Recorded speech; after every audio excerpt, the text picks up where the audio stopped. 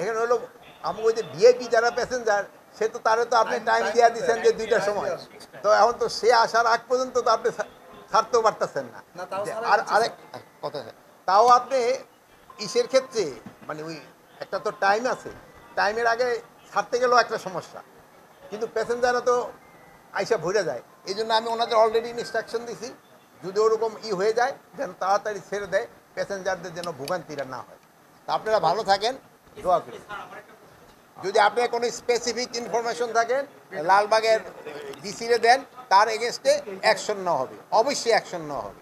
যদি কোনো কিছু নেওয়া থাকে, কোনো ধরনের কোনো দুর্নীতি প্রশ্রয় দেওয়া হবে না, সে যেই হোক না কেন, কোনো রকমের দুর্নীতি প্রশ্রয় দেওয়া হবে অ্যাক্টিভ না। আমি করবো না, বাট নৌ পুলিশের কিছু কিছু ক্ষেত্রে আছে, ঘাটতি আছে, যেমন তাদের জনবল আর তাদের সরঞ্জাম এবং তাদের এই নৌযানও কিছু ঘাটতি আছে।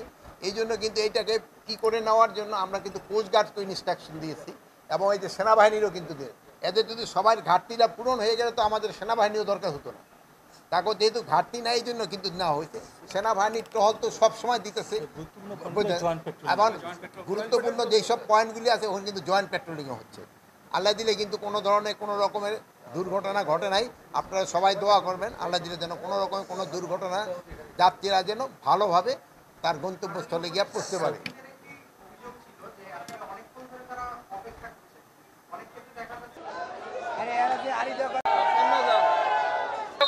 পরিচালিত হচ্ছে।